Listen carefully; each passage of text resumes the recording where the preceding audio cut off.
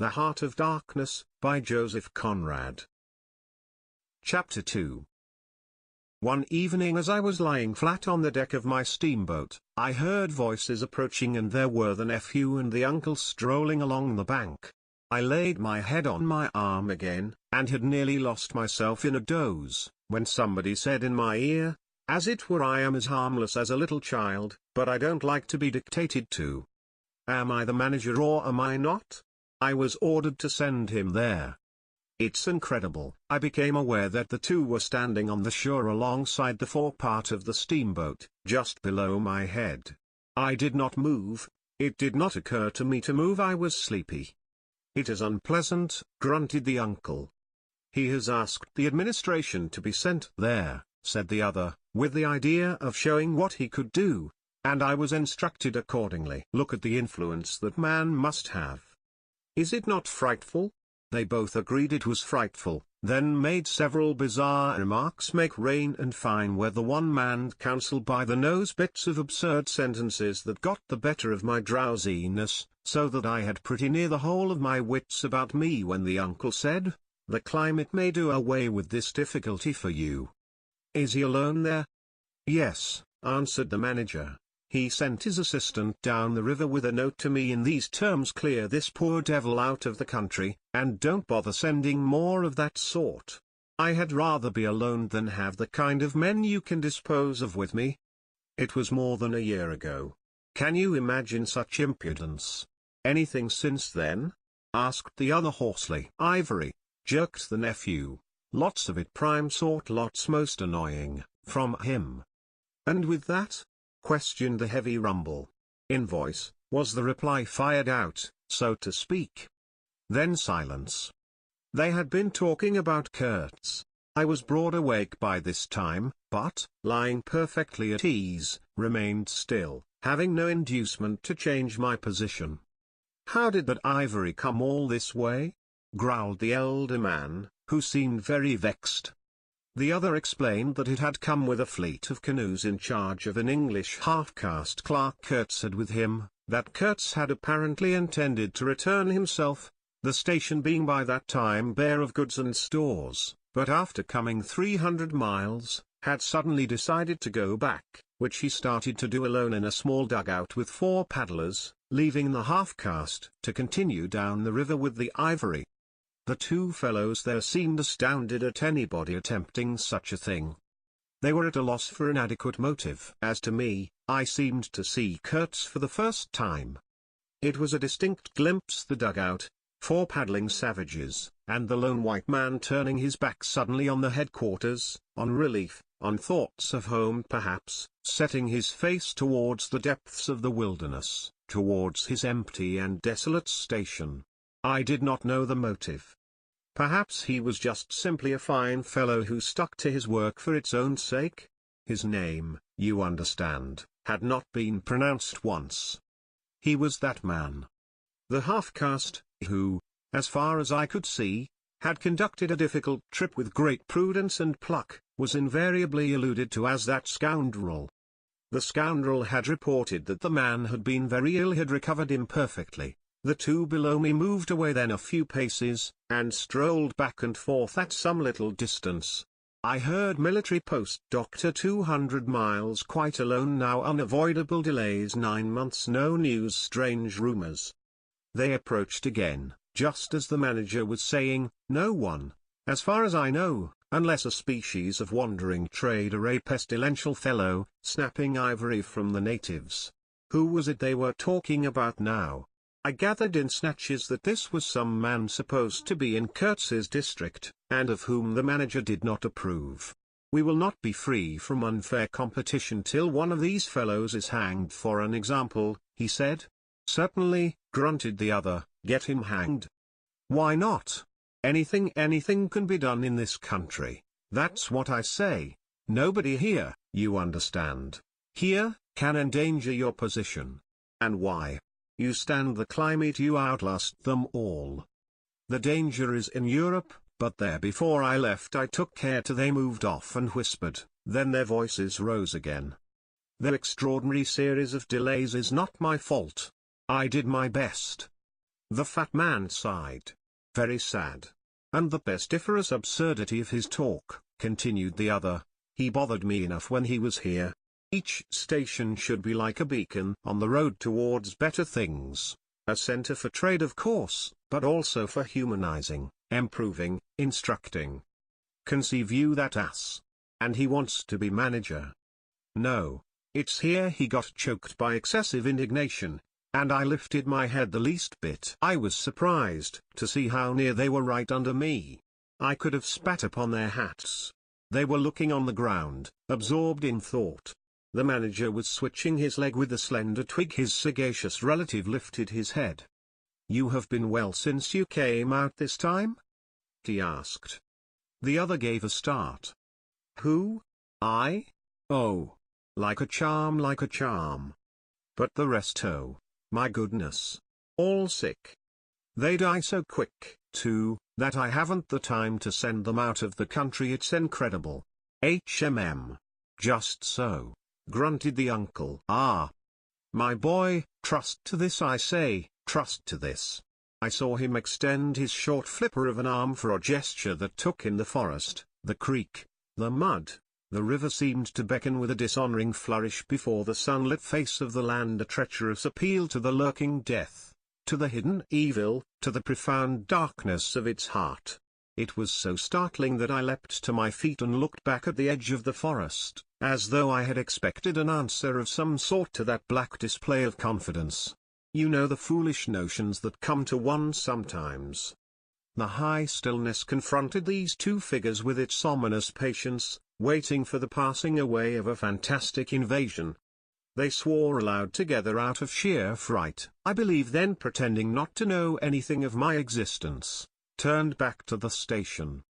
The sun was low, and leaning forward side by side, they seemed to be tugging painfully uphill, their two ridiculous shadows of unequal length, that trailed behind them slowly over the tall grass without bending a single blade.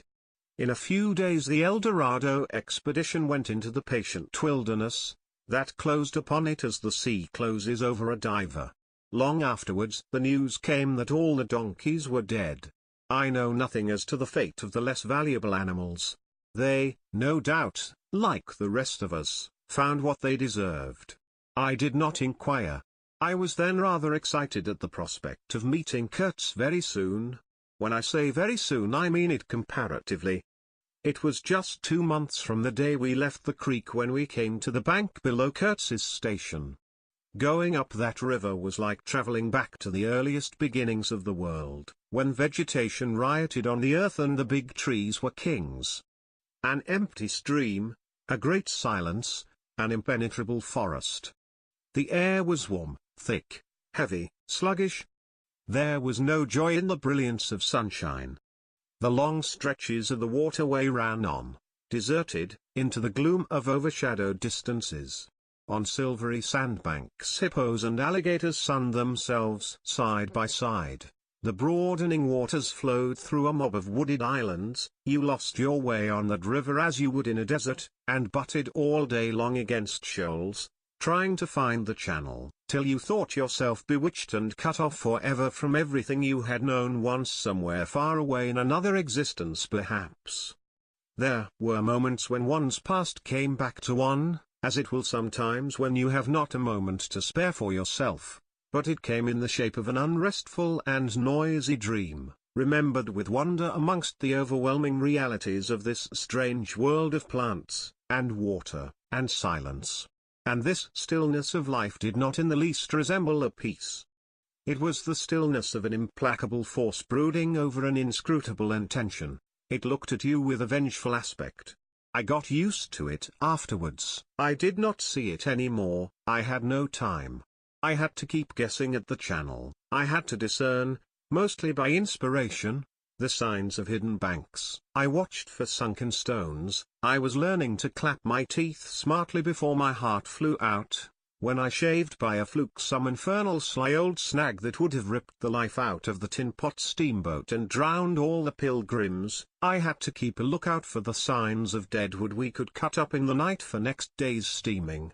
When you have to attend to things of that sort, to the mere incidents of the surface, The reality, I tell you, fades.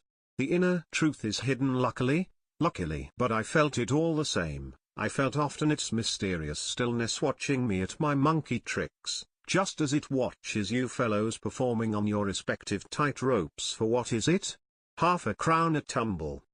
Try to be civil, Marlowe, growled a voice, and I knew there was at least one listener awake besides myself. I beg your pardon. I forgot the heartache which makes up the rest of the price. And indeed, what does the price matter, if the trick be well done? You do your tricks very well. And I didn't do badly either, since I managed not to sink that steamboat on my first trip. It's a wonder to me yet. Imagine a blindfolded man set to drive a van over a bad road. I sweated and shivered over that business considerably, I can tell you. After all, for a seaman, to scrape the bottom of the thing that's supposed to float all the time under his care is the unpardonable sin. No one may know of it, but you never forget the thump, eh? A blow on the very heart. You remember it. You dream of it. You wake up at night and think of it years after and go hot and cold all over. I don't pretend to say that Steamboat floated all the time. More than once she had to wade for a bit, with 20 cannibals splashing around and pushing. We had enlisted some of these chaps on the way for a crew. Fine fellows, cannibals in their place. They were men one could work with, and I am grateful to them. And, after all, they did not eat each other before my face. They had brought along a provision of hippo meat which went rotten, and made the mystery of the wilderness stink in my nostrils. Phoo! I can sniff it now. I had the manager on board and 3 or 4 pilgrims with their staves all complete. Sometimes we came upon a station close by the bank, clinging to the skirts of the unknown, and the white men rushing out of a tumble-down hovel, with great gestures of joy and surprise and welcome, seemed very strange, had the appearance of being held there captive by a spell. The word ivory would ring in the air for a while, and on we went again into the silence, along empty reaches, round the still bends, between the high walls of our winding way, reverberating in hollow claps the ponderous beat of the stern wheel. Trees, millions of trees, massive, immense, running up high, and at their foot, hugging the bank against the stream, crept the little begrimed steamboat, like a sluggish beetle crawling on the floor of a lofty portico. It made you feel very small, very lost, and yet it was not altogether depressing, that feeling. After all, if you were small, the grimy beetle crawled on, which was just what you wanted it to do. Where the pilgrims imagined it crawled to I don't know. To some place where they expected to get something, I bet. For me it crawled towards Kurtz exclusively, but when the steam pipes started leaking we crawled very slow. The reaches opened before us and closed behind, as if the forest had stepped leisurely across the water to bar the way for our return. We penetrated deeper and deeper into the heart of darkness. It was very quiet there. At night sometimes the roll of drums behind the curtain of trees would run up the river and remain sustained faintly, as if hovering in the air high over our heads, till the first break of day. Whether it meant war, peace, or prayer we could not tell. The dawns were heralded by the descent of a chill stillness. The woodcutters slept, their fires burned low, the snapping of a twig would make you start. We were wanderers on a prehistoric Earth. On an Earth that wore the aspect of an unknown planet. We could have fancied ourselves the first of men taking possession of an accursed inheritance, to be subdued at the cost of profound anguish and of excessive toil. But suddenly, as we struggled round a bend, there would be a glimpse of rush walls, of peaked grass roofs, a burst of yells, a whirl of black limbs, a mass of hands clapping, of feet stamping, of bodies swaying, of eyes rolling, under the droop of heavy and motionless foliage. The steamer toiled along slowly on the edge of a black and incomprehensible frenzy. The prehistoric man was cursing us, praying to us, welcoming us. Who could tell?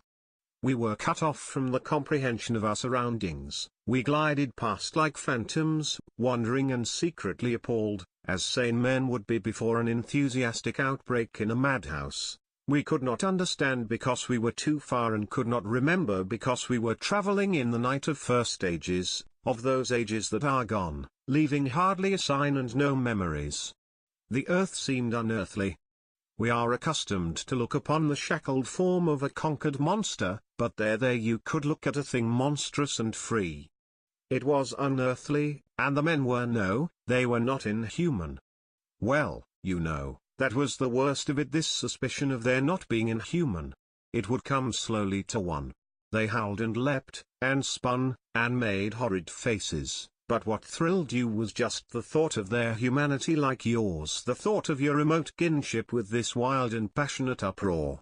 Ugly, yes, it was ugly enough, but if you were man enough you would admit to yourself that there was in you just the faintest trace of a response to the terrible frankness of that noise, a dim suspicion of there being a meaning in it which you so remote from the night of first ages could comprehend. And why not? The mind of man is capable of anything because everything is in it, all the past as well as all the future. What was there after all? Joy, fear, sorrow, devotion, valor, rage, who can tell? But truth stripped of its cloak of time. Let the fool gape and shudder, the man knows, and can look on without a wink. But he must at least be as much of a man as these on the shore. He must meet that truth with his own true stuff, with his own inborn strength.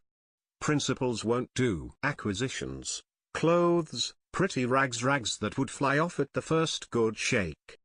No, you want a deliberate belief. An appeal to me in this fiendish row, is there? Very well, I hear, I admit, but I have a voice, too, and for good or evil mine is the speech that cannot be silenced. Of course, a fool, what with sheer fright and fine sentiments, is always safe. Who's that grunting? You wonder I didn't go ashore for a howl and a dance? Well, no, I didn't. Fine sentiments, you say? Fine sentiments, be hanged. I had no time. I had to mess about with wide lead and strips of woolen blanket, helping to put bandages on those leaky steam pipes, I tell you. I had to watch the steering, and circumvent those snags, and get the tin pot along by hook or by crook. There was surface truth enough in these things to save a wiser man. And between whiles I had to look after the savage who was fireman. He was an improved specimen, he could fire up a vertical boiler. He was there below me, and, upon my word, to look at him was as edifying as seeing a dog in a parody of breeches and a feather hat, walking on his hind legs. A few months of training had done for that really fine chap. He squinted at the steam gauge and at the water gauge with an evident effort of intrepidity, and he had filed teeth, too, the poor devil, and the wool of his pate shaved into queer patterns, and 3 ornamental scars on each of his cheeks. He ought to have been clapping his hands and stamping his feet on the bank, instead of which he was hard at work, a thrall to strange witchcraft, full of improving knowledge. He was useful because he had been instructed, and what he knew was this: that should the water in that transparent thing disappear, the evil spirit inside the boiler would get angry through the greatness of his thirst, and take a terrible vengeance. So he sweated and fired up and watched the glass fearfully with an impromptu charm, made of rags, tied to his arm, and a piece of polished bone, as big as a watch, stuck flatways through his lower lip. While the wooded banks slipped past us slowly, the short noise was left behind, the interminable miles of silence, and we crept on, towards Kurtz. But the snags were thick, the water was treacherous and shallow, the boiler seemed indeed to have a sulky devil in it, and thus neither that fireman nor I had any time to peer into our creepy thoughts. Some 50 miles below the inner station we came upon a hut of reeds, an inclined and melancholy pole, with the unrecognizable tatters of what had been a flag of some sort flying from it, and a neatly stacked wood pile. This was unexpected. We came to the bank, and on the stack of firewood found a flat piece of board with some faded pencil writing on it. When deciphered it said, "Wood for you. Hurry up. Approach cautiously." There was a signature, but it was illegible, not Kurt's a much longer word. Hurry up. Where? Up the river? Approach cautiously. We had not done so.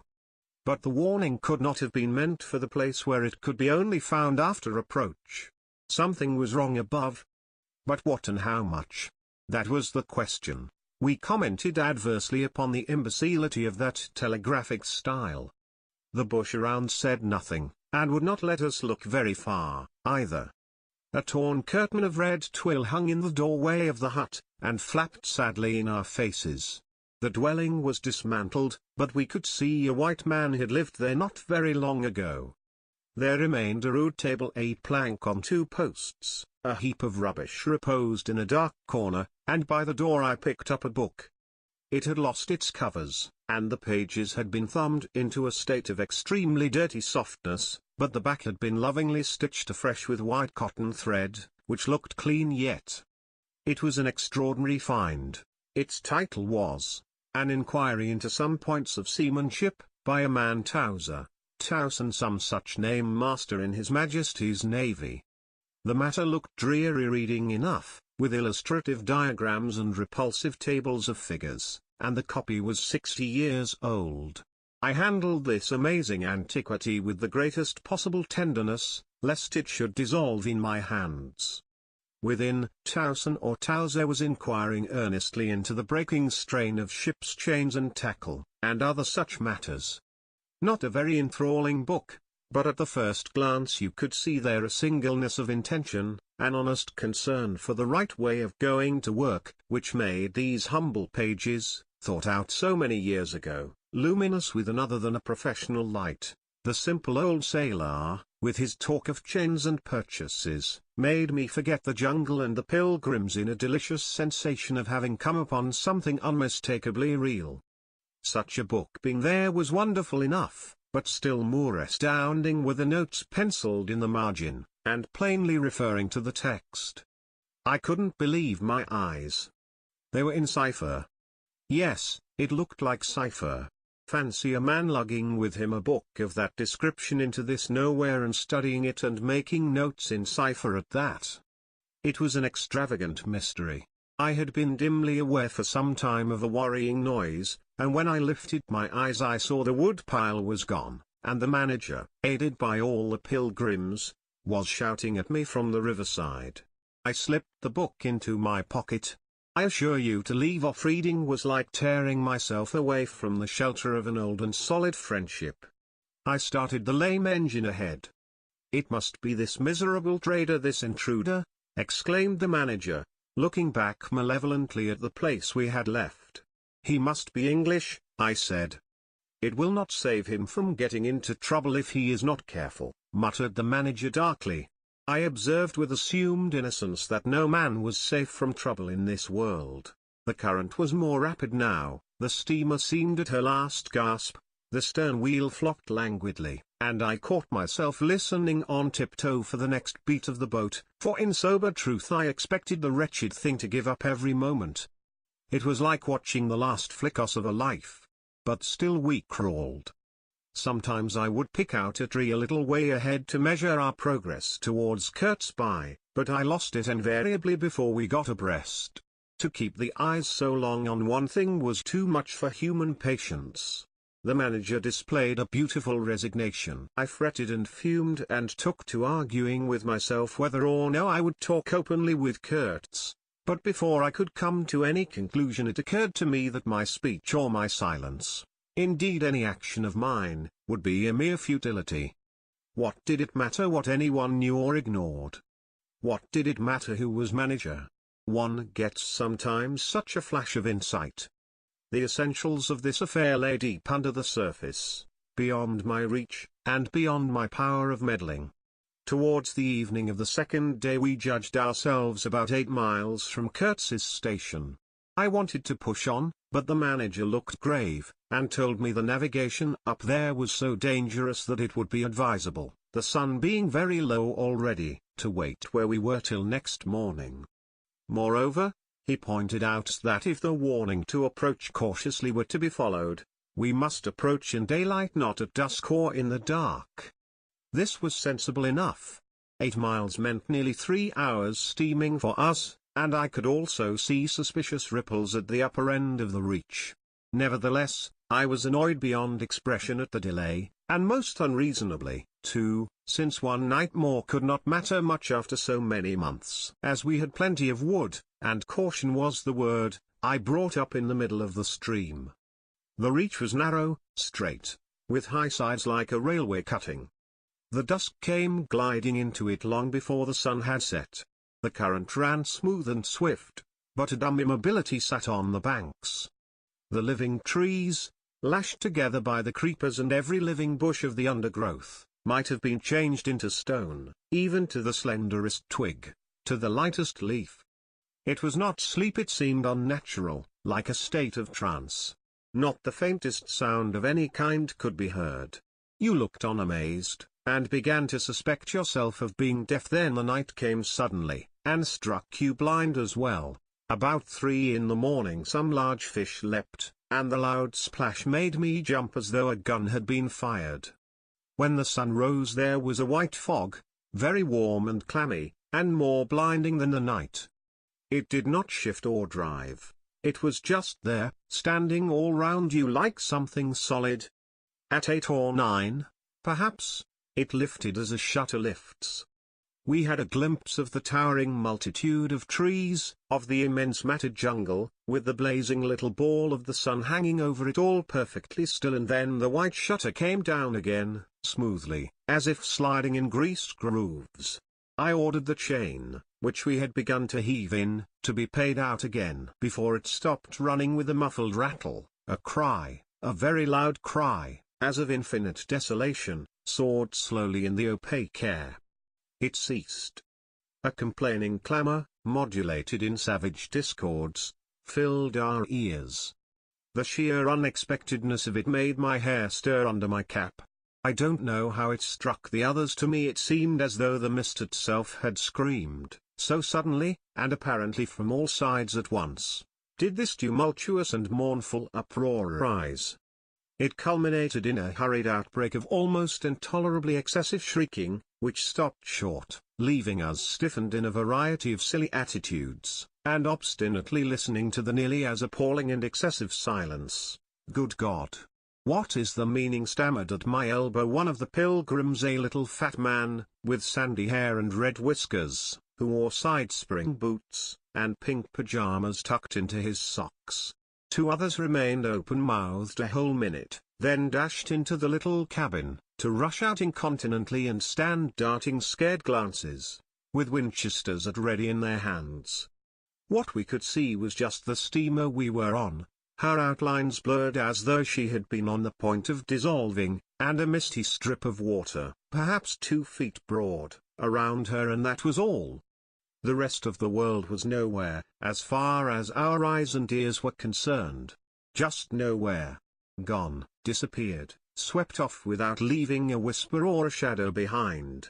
I went forward, and ordered the chain to be hauled in short, so as to be ready to trip the anchor and move the steamboat at once if necessary. "Will they attack?" whispered an awed voice. "We will be all butchered in this fog," murmured another. The faces twitched with the strain, the hands trembled slightly, the eyes forgot to wink. It was very curious to see the contrast of expressions of the white men and of the black fellows of our crew, who were as much strangers to that part of the river as we, though their homes were only 800 miles away. The whites, of course greatly discomposed, had besides a curious look of being painfully shocked by such an outrageous row. The others had an alert, naturally interested expression, but their faces were essentially quiet, even those of the 1 or 2 who grinned as they hauled at the chain. Several exchanged short, grunting phrases, which seemed to settle the matter to their satisfaction. Their headman, the young, broad-chested black, severely draped in dark blue fringed cloths, with fierce nostrils and his hair all done up artfully in oily ringlets, stood near me. "Aha!" I said, just for good fellowship's sake. "Catch him," he snapped, with a bloodshot widening of his eyes and a flash of sharp teeth. "Catch him." "Give him to us." "To you, eh?" I asked. "What would you do with them?" "Eat him," he said curtly, and, leaning his elbow on the rail, looked out into the fog in a dignified and profoundly pensive attitude. I would no doubt have been properly horrified, had it not occurred to me that he and his chaps must be very hungry, that they must have been growing increasingly hungry for at least this month past. They had been engaged for 6 months. I don't think a single one of them had any clear idea of time, as we at the end of countless ages have. They still belonged to the beginnings of time, had no inherited experience to teach them, as it were. And of course, as long as there was a piece of paper written over in accordance with some farcical law or other made down the river, it didn't enter anybody's head to trouble how they would live. Certainly they had brought with them some rotten hippo meat, which couldn't have lasted very long, anyway, even if the pilgrims hadn't, in the midst of a shocking hullabaloo, thrown a considerable quantity of it overboard. It looked like a high-handed proceeding, but it was really a case of legitimate self-defense. You can't breathe dead hippo waking, sleeping, and eating, and at the same time keep your precarious grip on existence. Besides that, they had given them every week 3 pieces of brass wire, each about 9 inches long, and the theory was they were to buy their provisions with that currency in riverside villages. You can see how that worked. There were either no villages, or the people were hostile, or the director, who like the rest of us fed out of tins, with an occasional oldie goat thrown in, didn't want to stop the steamer for some more or less recondite reason. So, unless they swallowed the wire itself, or made loops of it to snare the fishes with, I don't see what good their extravagant salary could be to them. I must say it was paid with a regularity worthy of a large and honorable trading company. For the rest, the only thing to eat, though it didn't look eatable in the least, I saw in their possession was a few lumps of some stuff like half-cooked dough, of a dirty lavender color. They kept wrapped in leaves, and now and then swallowed a piece of, but so small that it seemed done more for the looks of the thing than for any serious purpose of sustenance. Why in the name of all the gnawing devils of hunger they didn't go for us they were 30 to 5 and have a good tuck-in for once, amazes me now when I think of it. They were big powerful men, with not much capacity to weigh the consequences, with courage, with strength, even yet, though their skins were no longer glossy and their muscles no longer hard. And I saw that something restraining, one of those human secrets that baffle probability, had come into play there. I looked at them with a swift quickening of interest, not because it occurred to me I might be eaten by them before very long, though I own to you that just then I perceived in a new light, as it were, how unwholesome the pilgrims looked, and I hoped, yes, I positively hoped, that my aspect was not so, what shall I say?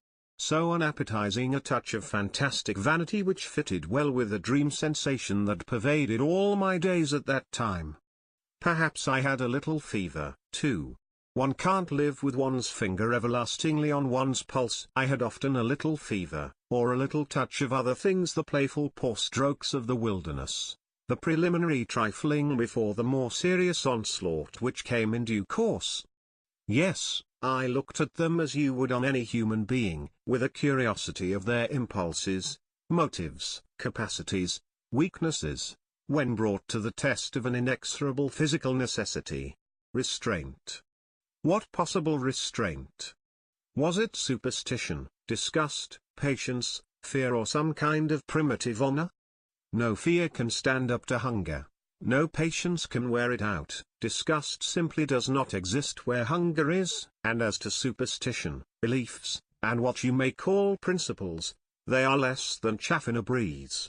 Don't you know the devilry of lingering starvation, its exasperating torment, its black thoughts, its somber and brooding ferocity? Well, I do. It takes a man all his inborn strength to fight hunger properly. It's really easier to face bereavement, dishonor, and the perdition of one's soul than this kind of prolonged hunger. Sad, but true. And these chaps, too, had no earthly reason for any kind of scruple. Restraint. I would just as soon have expected restraint from a hyena prowling amongst the corpses of a battlefield. But there was the fact facing me, the fact dazzling, to be seen, like the foam on the depths of the sea, like a ripple on an unfathomable enigma, a mystery greater when I thought of it than the curious, inexplicable note of desperate grief in this savage clamor that had swept by us on the riverbank, behind the blind whiteness of the fog. Two pilgrims were quarreling in hurried whispers as to which bank. Left. No, no. How can you? Right, right, of course. It is very serious, said the manager's voice behind me. I would be desolated if anything should happen to Mr. Kurtz before we came up. I looked at him, and had not the slightest doubt he was sincere. He was just the kind of man who would wish to preserve appearances. That was his restraint. But when he muttered something about going on at once, I did not even take the trouble to answer him. I knew, and he knew, that it was impossible. Were we to let go our hold of the bottom, we would be absolutely in the air in space. We wouldn't be able to tell where we were going to, whether up or downstream, or across till we fetched against one bank or the other, and then we wouldn't know at first which it was. Of course I made no move. I had no mind for a smash-up. You couldn't imagine a more deadly place for a shipwreck. Whether we drowned at once or not, we were sure to perish speedily in one way or another. I authorize you to take all the risks, he said, after a short silence. I refuse to take any, I said shortly, which was just the answer he expected, though its tone might have surprised him. Well, I must defer to your judgment. You are captain, he said with marked civility. I turned my shoulder to him in sign of my appreciation, and looked into the fog. How long would it last? It was the most hopeless lookout. The approach to this Kurtz grubbing for ivory in the wretched bush was beset by as many dangers as though he had been an enchanted princess sleeping in a fabulous castle. Will they attack, do you think? Asked the manager, in a confidential tone. I did not think they would attack, for several obvious reasons. The thick fog was one. If they left the bank in their canoes they would get lost in it, as we would be if we attempted to move. Still, I had also judged the jungle of both banks quite impenetrable, and yet eyes were in it, eyes that had seen us. The riverside bushes were certainly very thick, but the undergrowth behind was evidently penetrable. However, during the short lift I had seen no canoes anywhere in the reach, certainly not abreast of the steamer. But what made the idea of attack inconceivable to me was the nature of the noise of the cries we had heard. They had not the fierce character boding immediate hostile intention. Unexpected, wild, and violent as they had been, they had given me an irresistible impression of sorrow. The glimpse of the steamboat had for some reason filled those savages with unrestrained grief. The danger, if any, I expounded, was from our proximity to a great human passion let loose. Even extreme grief may ultimately vent itself in violence, but more generally takes the form of apathy. You should have seen the pilgrims stare. They had no heart to grin, or even to revile me, but I believe they thought me gone mad with fright. Maybe. I delivered a regular lecture. My dear boys, it was no good bothering. Keep a lookout. Well, you may guess I watched the fog for the signs of lifting as a cat watches a mouse, but for anything else our eyes were of no more use to us than if we had been buried miles deep in a heap of cotton wool. It felt like it, too choking, warm, stifling. Besides, all I said, though it sounded extravagant, was absolutely true to fact. What we afterwards alluded to as an attack was really an attempt at repulse. The action was very far from being aggressive. It was not even defensive. In the usual sense it was undertaken under the stress of desperation, and in its essence was purely protective. It developed itself, I should say, 2 hours after the fog lifted, and its commencement was at a spot, roughly speaking, about 1.5 miles below Kurtz's station. We had just floundered and flopped round the bend, when I saw an islet, a mere grassy hummock of bright green, in the middle of the stream. It was the only thing of the kind, but as we opened the reach more, I perceived it was the head of a long sandbank, or rather of a chain of shallow patches stretching down the middle of the river. They were discolored, just awash, and the whole lot was seen just under the water, exactly as a man's backbone is seen running down the middle of his back under the skin. Now, as far as I did see, I could go to the right or to the left of this. I didn't know either channel. Of course, the banks looked pretty well alike, the depth appeared the same, but as I had been informed the station was on the west side, I naturally headed for the Western Passage. No sooner had we fairly entered it than I became aware it was much narrower than I had supposed. To the left of us there was the long uninterrupted shoal, and to the right a high, steep bank heavily overgrown with bushes. Above the bush the trees stood in serried ranks. The twigs overhung the current thickly, and from distance to distance a large limb of some tree projected rigidly over the stream. It was then well on in the afternoon, the face of the forest was gloomy, and a broad strip of shadow had already fallen on the water. In this shadow we steamed up very slowly, as you may imagine. I sheered her well inshore, the water being deepest near the bank, as the sounding pole informed me. One of my hungry and forbearing friends was sounding in the bows just below me. This steamboat was exactly like a decked scow. On the deck, there were two little teakwood houses, with doors and windows.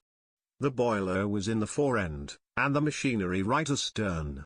Over the whole there was a light roof, supported on stanchions. The funnel projected through that roof, and in front of the funnel a small cabin built of light planks served for a pilot house. It contained a couch, two camped stools, a loaded Martini Henry leaning in one corner, a tiny table, and the steering wheel. It had a wide door in front and a broad shutter at each side. All these were always thrown open, of course. I spent my days perched up there on the extreme fore end of that roof, before the door. At night I slept, or tried to, on the couch. An athletic black belonging to some coast tribe and educated by my poor predecessor, was the helmsman. He sported a pair of brass earrings, wore a blue cloth wrapper from the waist to the ankles, and thought all the world of himself. He was the most unstable kind of fool I had ever seen. He steered with no end of a swagger while you were by, but if he lost sight of you, he became instantly the prey of an abject funk, and would let that cripple of a steamboat get the upper hand of him in a minute. I was looking down at the sounding pole, and feeling much annoyed to see at each try a little more of it stick out of that river, when I saw my poleman give up on the business suddenly, and stretch himself flat on the deck, without even taking the trouble to haul his pole in. He kept hold on it though, and it trailed in the water. At the same time the fireman, whom I could also see below me, sat down abruptly before his furnace and ducked his head. I was amazed. Then I had to look at the river mighty quick, because there was a snag in the fairway. Sticks, little sticks, were flying about thick, they were whizzing before my nose, dropping below me, striking behind me against my pilot house.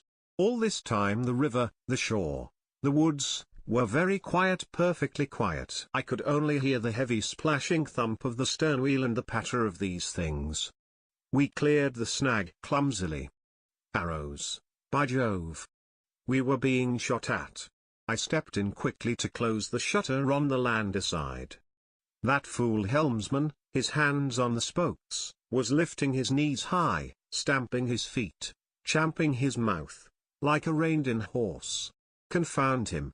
And we were staggering within 10 feet of the bank. I had to lean right out to swing the heavy shutter, and I saw a face amongst the leaves on the level with my own, looking at me very fierce and steady, and then suddenly, as though a veil had been removed from my eyes, I made out, deep in the tangled gloom, naked breasts, arms, legs, glaring eyes. The bush was swarming with human limbs in movement, glistening of bronze color.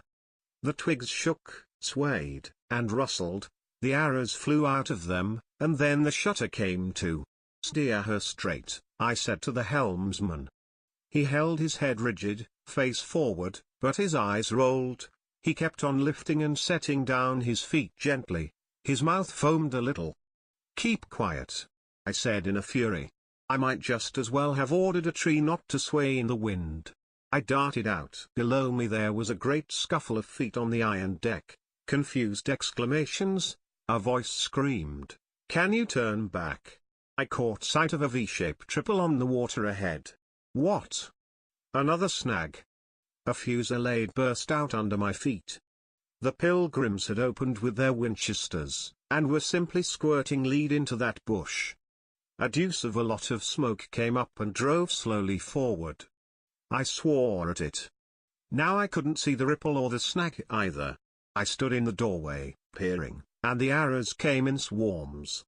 They might have been poisoned, but they looked as though they wouldn't kill a cat. The bush began to howl. Our woodcutters raised a warlike whoop. The report of a rifle just at my back deafened me. I glanced over my shoulder, and the pilot house was yet full of noise and smoke when I made a dash at the wheel. The fool nigger had dropped everything, to throw the shutter open and let off that Martini Henry. He stood before the wide opening, glaring, and I yelled at him to come back, while I straightened the sudden twist out of that steamboat. There was no room to turn even if I had wanted to. The snag was somewhere very near ahead in that confounded smoke.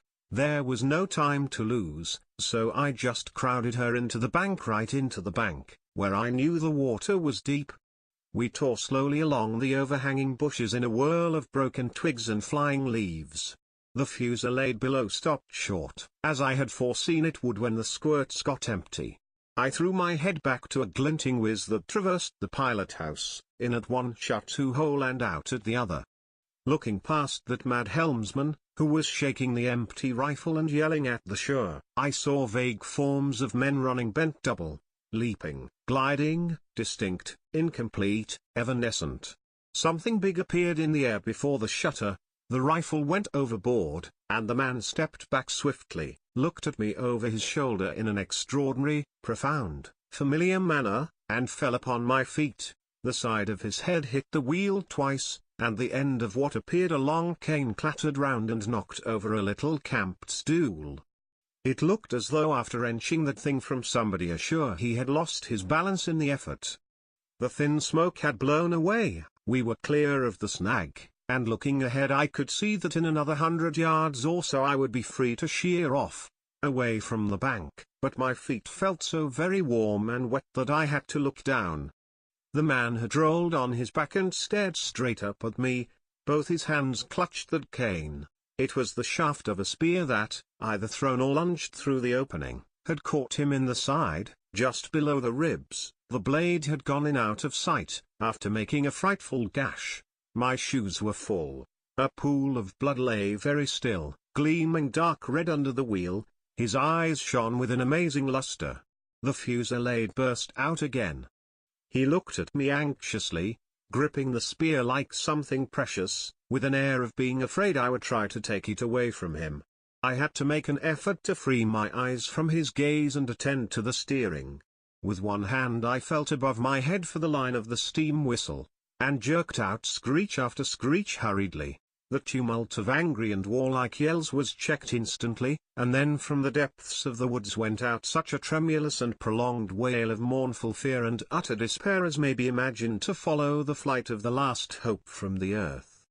There was a great commotion in the bush, the shower of arrows stopped, a few dropping shots rang out sharply, then silence, in which the languid beat of the stern wheel came plainly to my ears.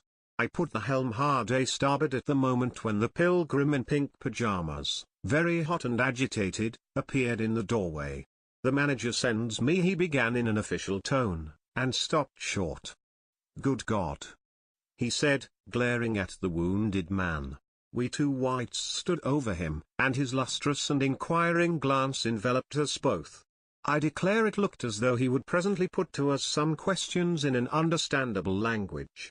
But he died without uttering a sound, without moving a limb, without twitching a muscle. Only in the very last moment, as though in response to some sign we could not see, to some whisper we could not hear, he frowned heavily, and that frown gave to his black death mask an inconceivably somber, brooding, and menacing expression. The luster of inquiring glance faded swiftly into vacant glassiness. "Can you steer?" I asked the agent eagerly. He looked very dubious, but I made a grab at his arm, and he understood at once I meant him to steer whether or no. To tell you the truth, I was morbidly anxious to change my shoes and socks. "He is dead," murmured the fellow, immensely impressed. "No doubt about it," said I, tugging like mad at the shoelaces. "And by the way, I suppose Mr. Kurtz is dead as well by this time." For the moment that was the dominant thought.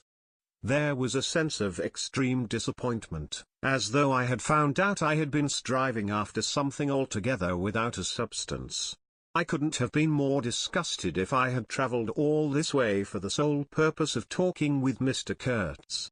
Talking with. I flung one shoe overboard, and became aware that that was exactly what I had been looking forward to, a talk with Kurtz. I made the strange discovery that I had never imagined him as doing, you know, but as discoursing. I didn't say to myself, "Now I will never see him," or "Now I will never shake him by the hand," but, "Now I will never hear him." The man presented himself as a voice. Not of course that I did not connect him with some sort of action. Hadn't I been told in all the tones of jealousy and admiration that he had collected, bartered, swindled, or stolen more ivory than all the other agents together? That was not the point. The point was in his being a gifted creature, and that of all his gifts the one that stood out preeminently, that carried with it a sense of real presence, was his ability to talk, his words the gift of expression, the bewildering, the illuminating, the most exalted and the most contemptible, the pulsating stream of light, or the deceitful flow from the heart of an impenetrable darkness. The other shoe went flying unto the devil god of that river. I thought, by Jove, it's all over. We are too late. He has vanished, the gift has vanished, by means of some spear, arrow, or club. I will never hear that chap speak after all, and my sorrow had a startling extravagance of emotion, even such as I had noticed in the howling sorrow of these savages in the bush. I couldn't have felt more of lonely desolation somehow, had I been robbed of a belief or had missed my destiny in life. Why do you sigh in this beastly way, somebody? Absurd? Well, absurd. Good Lord. Mustn't a man never hear, "Give me some tobacco"? There was a pause of profound stillness, then a match flared, and Marlowe's lean face appeared, worn, hollow, with downward folds and dropped eyelids, with an aspect of concentrated attention, and as he took vigorous draws at his pipe, it seemed to retreat and advance out of the night in the regular flicker of tiny flame. The match went out. "Absurd!" he cried. "This is the worst of trying to tell. Here you all are, each moored with two good addresses, like a hulk with two anchors, a butcher round one corner, a policeman round another, excellent appetites, and temperature normal, you hear normal from year's end to year's end. And you say, absurd. Absurd be exploded. Absurd. My dear boys, what can you expect from a man who out of sheer nervousness had just flung overboard a pair of new shoes? Now I think of it, it is amazing I did not shed tears. I am, upon the whole, proud of my fortitude. I was cut to the quick at the idea of having lost the inestimable privilege of listening to the gifted Kurtz. Of course I was wrong. The privilege was waiting for me. Oh, yes, I heard more than enough. And I was right, too. A voice, he was very little more than a voice. And I heard him at this voice. Other voices, all of them were so little more than voices, and the memory of that time itself lingers around me, impalpable, like a dying vibration of one immense jabber, silly, atrocious, sordid, savage, or simply mean, without any kind of sense. Voices, voices, even the girl herself now. He was silent for a long time. I laid the ghost of his gifts at last with a lie, he began, suddenly. Girl. What? Did I mention a girl? Oh, she is out of it completely. They, the women, I mean, are out of it, should be out of it. We must help them to stay in that beautiful world of their own, lest ours gets worse. Oh, she had to be out of it. You should have heard the disinterred body of Mr. Kurtz saying, my intended. You would have perceived directly then how completely she was out of it. And the lofty frontal bone of Mr. Kurtz. They say the hair goes on growing sometimes, but this our specimen was impressively bald. The wilderness had patted him on the head, and, behold, It was like a ball, an ivory ball. It had caressed him, and lo! he had withered. It had taken him, loved him, embraced him, got into his veins, consumed his flesh, and sealed his soul to its own by the inconceivable ceremonies of some devilish initiation. He was its spoiled and pampered favorite. Ivory? I should think so. Heaps of it, stacks of it. The old mud shanty was bursting with it. You would think there was not a single tusk left either above or below the ground in the whole country. Mostly fossil, the manager had remarked, disparagingly. It was no more fossil than I am, but they call it fossil when it is dug up. It appears these niggers do bury the tusks sometimes, but evidently they couldn't bury this parcel deep enough to save the gifted Mr. Kurtz from his fate. We filled the steamboat with it, and had to pile a lot on the deck. Thus he could see and enjoy as long as he could see, because the appreciation of this favor had remained with him to the last. You should have heard him say, "My ivory." Oh, yes, I heard him. My intended, my ivory, my station, my river, my everything belonged to him. It made me hold my breath in expectation of hearing the wilderness burst into a prodigious peal of laughter that would shake the fixed stars in their places. Everything belonged to him, but that was a trifle. The thing was to know what he belonged to, how many powers of darkness claimed him for their own. That was the reflection that made you creepy all over. It was impossible, it was not good for one either trying to imagine. He had taken a high seat amongst the devils of the land, I mean literally. You can't understand. How could you? With solid pavement under your feet, surrounded by kind neighbors ready to cheer you or to fall on you, stepping delicately between the butcher and the policeman, in the holy terror of scandal and gallows and lunatic asylums, how can you imagine what particular region of the first ages a man's untrammeled feet may take him into by the way of solitude, utter solitude, without a policeman, by the way of silence, utter silence, where no warning voice of a kind neighbor can be heard whispering of public opinion? These little things make all the great difference. When they are gone you must fall back upon your own innate strength, upon your own capacity for faithfulness. Of course you may be too much of a fool to go wrong, too dull even to know you are being assaulted by the powers of darkness. I take it, no fool ever made a bargain for his soul with the devil. The fool is too much of a fool, or the devil too much of a devil, I don't know which. Or you may be such a thunderingly exalted creature as to be altogether deaf and blind to anything but heavenly sights and sounds. Then the earth for you is only a standing place, and whether to be like this is your loss or your gain I won't pretend to say. But most of us are neither one nor the other. The earth for us is a place to live in, where we must put up with sights, with sounds, with smells, too, by Jove. Breathe dead hippo, so to speak, and not be contaminated. And there, don't you see? Your strength comes in, the faith in your ability for the digging of unostentatious holes to bury the stuff in your power of devotion, not to yourself, but to an obscure, back-breaking business. And that's difficult enough. Mind, I am not trying to excuse or even explain, I am trying to account to myself or for Mr. Kurtz for the shade of Mr. Kurtz. This initiated wraith from the back of nowhere honored me with its amazing confidence before it vanished altogether. This was because it could speak English to me. The original Kurtz had been educated partly in England, and as he was good enough to say himself, his sympathies were in the right place. His mother was half English, his father was half French. All Europe contributed to the making of Kurtz, and by I learned that, most appropriately, the International Society for the Suppression of Savage Customs had entrusted him with the making of a report, for its future guidance. And he had written it, too. I've seen it. I've read it. It was eloquent, vibrating with eloquence, but too high-strung, I think. 17 pages of close writing he had found time for. But this must have been before his, let us say, nerves went wrong, and caused him to preside at certain midnight dances ending with unspeakable rites, which, as far as I reluctantly gathered from what I heard at various times, were offered up to him, do you understand? To Mr. Kurtz himself. But it was a beautiful piece of writing. The opening paragraph. however, in the light of later information, strikes me now as ominous.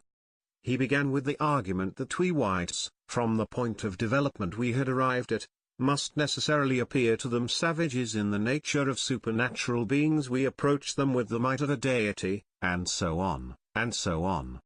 By the simple exercise of our will we can exert a power for good practically unbounded, etc., etc. From that point he soared and took me with him. The peroration was magnificent, though difficult to remember, you know. It gave me the notion of an exotic immensity ruled by an august benevolence. It made me tingle with enthusiasm. This was the unbounded power of eloquence, of words, of burning noble words. There were no practical hints to interrupt the magic current of phrases, unless a kind of note at the foot of the last page, scrawled evidently much later, in an unsteady hand, may be regarded as the exposition of a method. It was very simple, and at the end of that moving appeal to every altruistic sentiment it blazed at you, luminous and terrifying, like a flash of lightning in a serene sky. Exterminate all the brutes. The curious part was that he had apparently forgotten all about that valuable postscriptum, because, later on, when he in a sense came to himself, he repeatedly entreated me to take good care of my pamphlet, he called it, as it was sure to have in the future a good influence upon his career. I had full information about all these things, and, besides, as it turned out, I was to have the care of his memory. I've done enough for it to give me the indisputable right to lay it, if I choose, for an everlasting rest in the dustbin of progress, amongst all the sweepings and, figuratively speaking, all the dead cats of civilization. But then, you see, I can't choose. He won't be forgotten. Whatever he was not common. He had the power to charm or frighten rudimentary souls into an aggravated witch dance in his honor. He could also fill the small souls of the pilgrims with bitter misgivings. He had one devoted friend at least, and he had conquered one soul in the world that was neither rudimentary nor tainted with self-seeking. No, I can't forget him, though I am not prepared to affirm the fellow was exactly worth the life we lost in getting to him. I missed my late helmsman awfully. I missed him even while his body was still lying in the pilot house. Perhaps you will think it passing strange, this regret for a savage who was no more account than a grain of sand in a black Sahara. Well, don't you see, he had done something. He had steered. For months I had him at my back, a help, an instrument. It was a kind of partnership. He steered for me, I had to look after him, I worried about his deficiencies, and thus a subtle bond had been created, of which I only became aware when it was suddenly broken. And the intimate profundity of that look he gave me when he received his hurt remains to this day in my memory like a claim of distant kinship affirmed in a supreme moment. Poor fool! If he had only left the shutter alone. He had no restraint, just like Kurt Satry swayed by the wind. As soon as I had put on a dry pair of slippers, I dragged him out, after first jerking the spear out of his side, which operation I confess I performed with my eyes shut tight. His heels leapt together over the little doorstep, his shoulders were pressed to my breast, I hugged him from behind desperately. Oh! He was heavy, heavier than any man on earth, I should imagine. Then without more ado I tipped him overboard. The current snatched him as though he had been a wisp of grass, and I saw the body roll over twice before I lost sight of it forever. All the pilgrims and the manager were then congregated on the awning deck about the pilot house, chattering at each other like a flock of excited magpies, and there was a scandalized murmur at my heartless promptitude. What they wanted to keep that body hanging about for I can't guess. Embalm it, maybe. But I had also heard another, and a very ominous, murmur on the deck below. My friends the woodcutters were likewise scandalized, and with a better show of reason, though I admit that the reason itself was quite inadmissible. Oh, quite. I had made up my mind that if my late helmsman was to be eaten, the fishes alone should have him. He had been a very second-rate helmsman while alive, but now he was dead he might have become a first-class temptation, and possibly cause some startling trouble. Besides, I was anxious to take the wheel, the man in pink pajamas showing himself a hopeless duffer at the business. This I did directly the simple funeral was over. We were going half speed, keeping right in the middle of the stream, and I listened to the talk about me. They had given up Kurtz. They had given up the station, Kurtz was dead, and the station had been burnt and so on and so on. The red-haired pilgrim was beside himself with the thought that at least this poor Kurtz had been properly avenged. Say. We must have made a glorious slaughter of them in the bush? Eh? What do you think? Say? He positively danced, the bloodthirsty little gingery beggar. And he had nearly fainted when he saw the wounded man. I could not help saying, you made a glorious lot of smoke, anyhow. I had seen, from the way the tops of the bushes rustled and flew, that almost all the shots had gone too high. You can't hit anything unless you take aim and fire from the shoulder, but these chaps fired from the hip with their eyes shut. The retreat, I maintained, and I was right, was caused by the screeching of the steam whistle. Upon this they forgot Kurtz, and began to howl at me with indignant protests. The manager stood by the wheel murmuring confidentially about the necessity of getting well away down the river before dark at all events, when I saw in the distance a clearing on the riverside and the outlines of some sort of building. "What's this?" I asked. He clapped his hands in wonder. "The station," he cried. I edged in at once, still going half speed. Through my glasses I saw the slope of a hill interspersed with rare trees and perfectly free from undergrowth. A long decaying building on the summit was half buried in the high grass. The large holes in the peaked roof gaped black from afar. The jungle and the woods made a background. There was no enclosure or fence of any kind, but there had been one apparently, for near the house half a dozen slim posts remained in a row, roughly trimmed, and with their upper ends ornamented with round carved balls. The rails, or whatever there had been between, had disappeared. Of course the forest surrounded all that. The riverbank was clear, and on the waterside I saw a white man under a hat like a cartwheel beckoning persistently with his whole arm. Examining the edge of the forest above and below, I was almost certain I could see movements, human forms gliding here and there. I steamed past prudently, then stopped the engines and let her drift down. The man on the shore began to shout, urging us to land. "We have been attacked," screamed the manager. I know. "It's all right," yelled back the other, as cheerful as you please. "Come along. It's all right. I am glad." His aspect reminded me of something I had seen, something funny I had seen somewhere. As I maneuvered to get alongside, I was asking myself, what does this fellow look like? Suddenly I got it. He looked like a harlequin. His clothes had been made of some stuff that was brown holland probably, but it was covered with patches all over, with bright patches, blue, red, and yellow patches on the back, patches on the front, patches on elbows, on knees, colored binding around his jacket, scarlet edging at the bottom of his trousers, and the sunshine made him look extremely gay and wonderfully neat withal, because you could see how beautifully all this patching had been done. A beardless, boyish face, very fair, no features to speak of, nose peeling, little blue eyes, smiles and frowns chasing each other over that open countenance like sunshine and shadow on a wind-swept plain. "Look out, Captain!" he cried. "There's a snag lodged in here last night." "What? Another snag?" I confess I swore shamefully. I had nearly holed my cripple, to finish off that charming trip. The harlequin on the bank turned his little pug nose up to me. "You English?" he asked, all smiles. "Are you?" I shouted from the wheel. The smiles vanished, and he shook his head as if sorry for my disappointment. Then he brightened up. "Never mind," he cried encouragingly. "Are we in time?" I asked. "He is up there," he replied, with a toss of the head up the hill, and becoming gloomy all of a sudden. His face was like the autumn sky, overcast one moment and bright the next. When the manager, escorted by the pilgrims, all of them armed to the teeth, had gone to the house this chap came on board. I say, I don't like this. These natives are in the bush, I said. He assured me earnestly it was all right. They are simple people, he added. Well, I am glad you came.